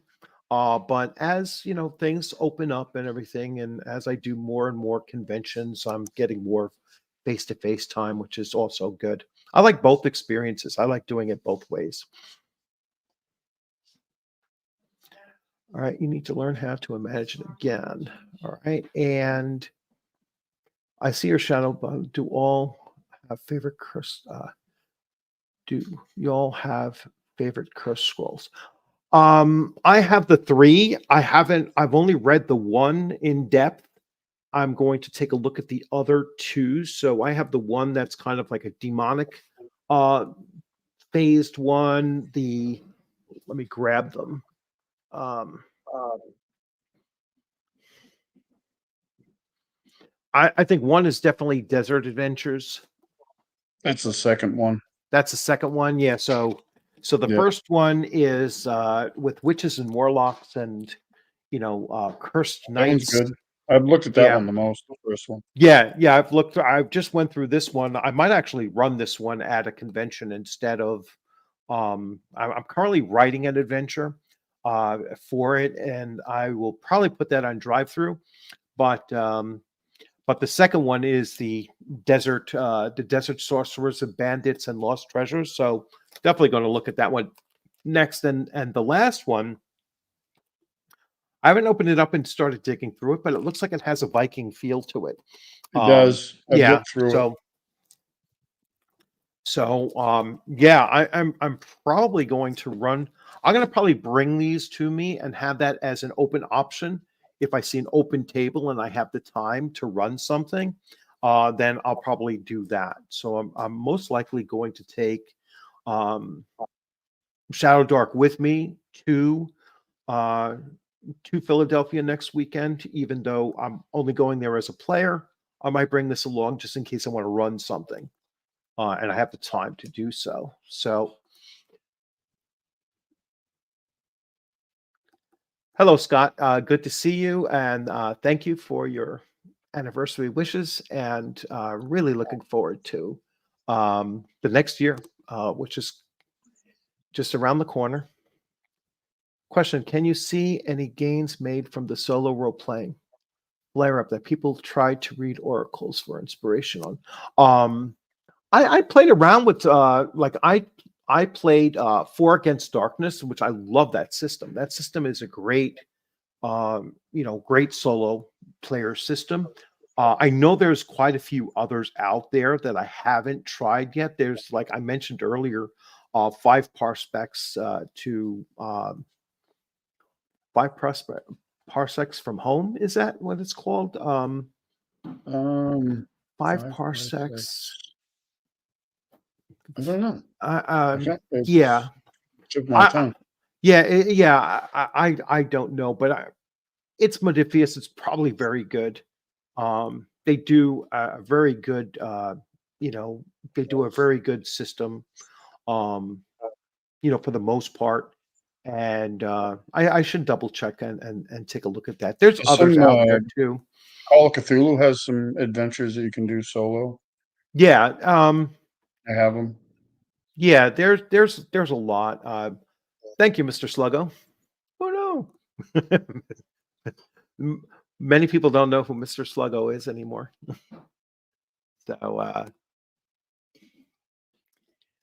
since a traditional gift of the is copper or wool, I will toast to you, Bloodworth, with my whiskey sour and this copper mule. Well, thank you very much. I normally have my my rum, but not tonight. Very simplistic, but about non-mechanical aspects of role play for AG is easy, but how do you run a campaign of personalities for solo? That's all in your head. that's bottom line. When I ran it, I created 4 characters, and I played them up through like 3rd or 4th level. And I just, what I do when I'm playing a solo game, even if I'm playing like a computer game, I'm writing things down. I'm writing out the story. I'm keeping track of it. I was keeping track of like an adventure log of what, That's a good idea. each what's doing and everything. And then, I like to write little short stories and stuff like that. I mean, you know, not for publication or anything, but just to write little short stories. Um, I wrote this short story one time playing a Sith Marauder in Star Wars, in the what the hell is that called now? Knights of the Old Republic. Yeah, the MMO, the Knights of the Old Yep. Republic, right? And so I played a Sith Oh, Marauder. Star Wars Galaxies. No, it's Was it the oh, what the heck? I forget what the hell it's called. I haven't played it in so long. It might be Knights of the Old Republic, but it's not that game. It's not that solo player game. It's the MMO. Oh yeah. And I wrote a whole short story of this character's adventure arc through Korriban, which is the first, Sith planet that they're on, and wrote the whole thing out like it was a genuine short story, and that's just the way that I play some solo video games, right? Or even an MMO that, if I'm not engaging with other players and everything, I'm still writing on the side for it. So yeah, you can bring those characters to life and fully realize their their role play in a solo game. It's certainly possible. Skyrim, you could do the same thing just by playing your own game. And basically, yeah, it is Star Wars Galaxy, right? Or it's Star Wars Galaxy, the Night of the. It's set in the Old Republic, though. It's not set in the modern. Yeah. Oh, did it end? Yeah, I don't know if it ended. Star Wars Galaxies was the original MMO. All right, I played that back when it was, when it first started. That was great until Jump to Light Speed. I think they killed it then, and they never gave the smuggler class its master ability, which sucked. I hated it for that. But that's when SOE was running it, and they did not do a very good job. Sony Online Entertainment did a terrible job with that game. Okay, we are just beyond the 2-hour mark. So Star Wars: The Old Republic is the one you're thinking of. Yes, thank you. Came out 13 years ago. Oh, Yeah. wow. Yeah. So Star Wars: The Old Republic is, it was, and some good books for that time period too. Like I read some of the books that came out during then. I don't remember if they were Stackpool or David Stackpool's good. Stackpool Quaspitz or something like that. He has like an unpronounceable name. He's like, yeah, but his was really good. I think he wrote the Bane, the Darth Bane books. David Quaspitz, he has. Oh, I know what you're talking about. You know what I'm talking about? It's like, yeah, I can't an unpronounceable last name. Yeah, unpronounceable last name. But he did have some good books. Yeah, those were good. I love those Darth Bane books. Those were awesome. So anyway, I am going to bring this to a close. Like I said, I was going to do a final take a look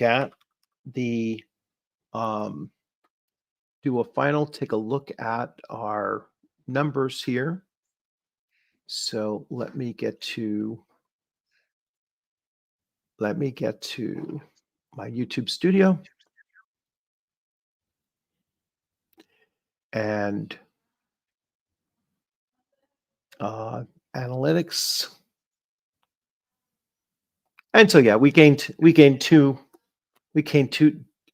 subscribers during the thing, which is not bad. Hey, a couple hours, 2 new subscribers.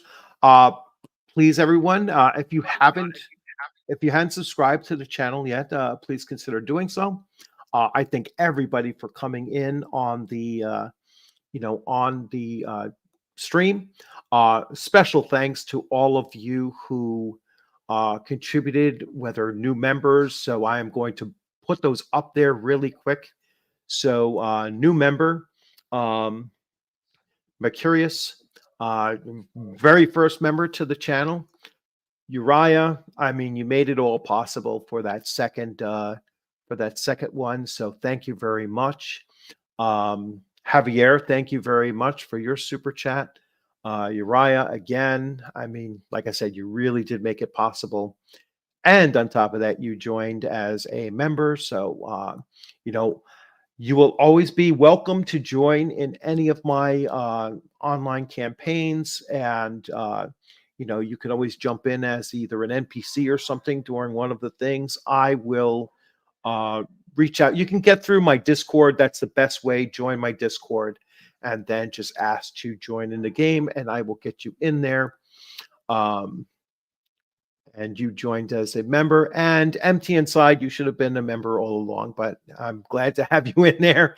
And, you know, really looking forward to, you know, I hope that both you and Ducato can get out there to Milford, Massachusetts, because I know both of you are kind of close to there and everything. So that'll be in April, and that would be awesome to ShireCon's 4 hours from me. I just Googled it. Oh yeah, yeah. So yeah, that's doable.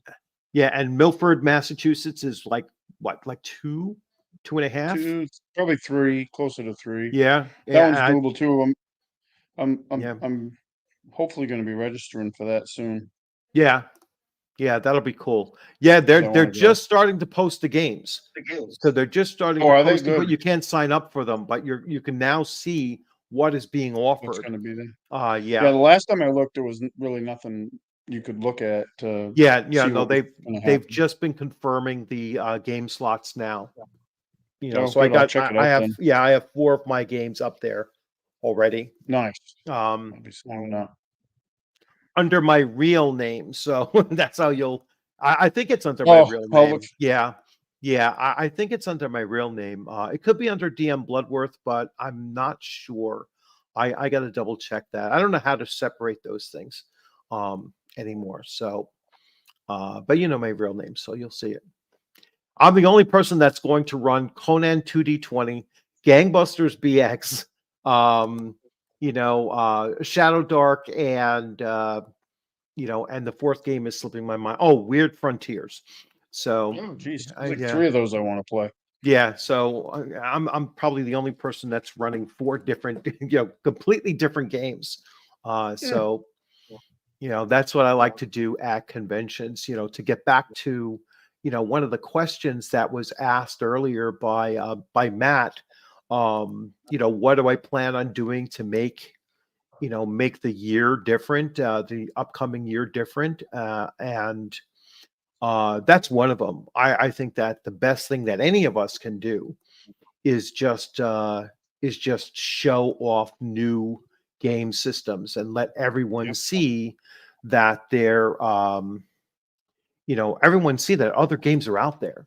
You know, other games are being played and everything. So, you know, I think that's really, really important, especially, you know, as I have seen 5e wane in the sense of sessions per game. You know, Philadelphia, there was only 30 sessions of 5e running. Meanwhile, all the other editions of Dungeons and Dragons are a total of 38. You know, AD&D being the highest amongst them. So the older editions are getting a lot more gameplay than they used to, and that's a great thing to see. Yeah, it is. Okay, everyone. Well, thank you, everyone, for joining in, and congratulations to Ducato and Diana for your wins, and everyone else. Thank you so much for your, you know, for your contributions and your comments and your well wishes. And everyone, have a happy New Year. And I will be back online probably Tuesday. All right. So everyone have a good one until Tuesday. All right. Take care. See y'all.